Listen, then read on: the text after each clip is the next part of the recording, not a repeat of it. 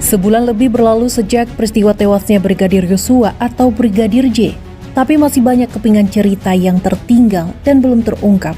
Tak lain karena terlalu banyak melibatkan kebohongan. 11 Juli 2022, dalam konferensi pers pertama kasus ini, Mabes Polri menyatakan Brigadir Yosua terbunuh dalam baku tembak dengan Barada Eliezer. Dalam dugaan Polri, Barada Eliezer melindungi Putri Chandrawati selaku istri Irjen Ferdy Sambo dari pelecehan seksual yang dilakukan Brigadir Yosua. Karopemnas Divisi Humas Polri Brigjen Ahmad Ramadan menyatakan Brigadir Yosua melepaskan 7 tembakan, dibalas 5 tembakan oleh Barada Eliezer.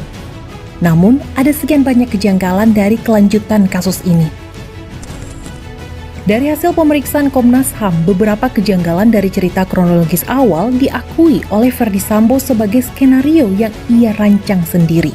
Saudara FS ini dia pada pokoknya mengakui 2 hal. Pertama, dia mengakui bahwa dialah otak pembunuhan atau penembakan saudara Joshua. Yang kedua, dia mengakui dialah otak yang merancang obstruction of justice, ya, dengan misalnya mengubah TKP, menghilangkan beberapa barang bukti seperti decoder CCTV, alat-alat komunikasi dan lain-lain, termasuk juga mengkondisikan supaya orang-orang yang menjadi saksi kunci itu memberikan keterangan sebagaimana skenario yang dia mau buat.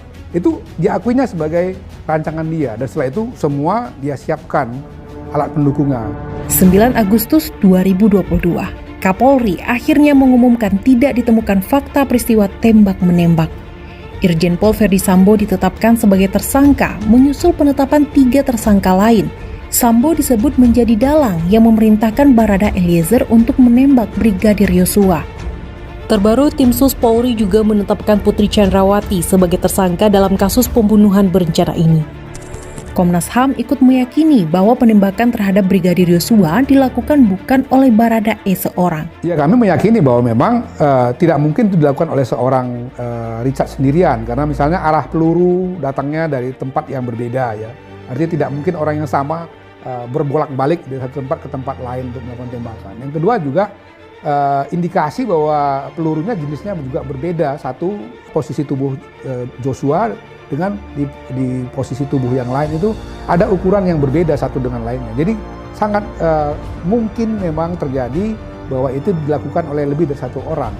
Dan dalam hal ini kalau kita merujuk kepada pengakuan Richard, selain Richard itu ya tadi dikatakannya adalah saudara FS. Detail kronologi terbaru yang disampaikan tim Sus Polri menunjukkan kejinya peristiwa penembakan ini. Ferdy Sambo, Brigadir Eliezer, Kuat Maruf, Bribka Riki bersama Brigadir Yosua berkumpul di ruang tamu rumah dinas Sambo. Yosua diminta berlutut menghadap pintu kamar mandi sambil melipatkan kedua tangan di belakang kepala. Di hadapannya, Richard tengah mengacungkan pistol. Ferdy lalu berteriak memerintahkan Barada E melepaskan tembakan.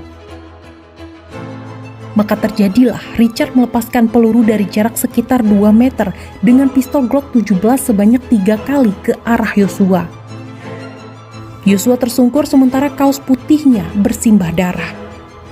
Seakan tak cukup menurut Richard dalam keterangannya kepada polisi, Sambo kemudian menambahi dengan menembak 2 kali bagian belakang kepala Yosua hanya dalam jarak sedekat 16 cm atau sepanjang sedotan minuman. Ia lalu menembaki dinding ruangan itu sebanyak 3 kali, mencoba membentuk alibi seakan-akan pernah terjadi baku tembak di sana. Terakhir, Sambo mengoleskan sisa jelaga dari sarung tangan hitamnya ke tangan jenazah Yosua demi melengkapi narasi kebohongannya. Puzzle ini belum terangkai lengkap. Kepingan yang diperoleh kadang menuntun pada gambaran lebih utuh, kadang malah menenggelamkan kita pada kebingungan baru. Akal sehat kita berkali-kali coba dipermainkan, mirisnya justru oleh penegak hukum yang harusnya memastikan kebenaran menjadi pemenang. Mari kita kawal tanpa jenuh fakta-fakta dari berbagai kepingannya. Jangan pernah lupa, di negeri ini sudah terlalu banyak puzzle yang tidak selesai.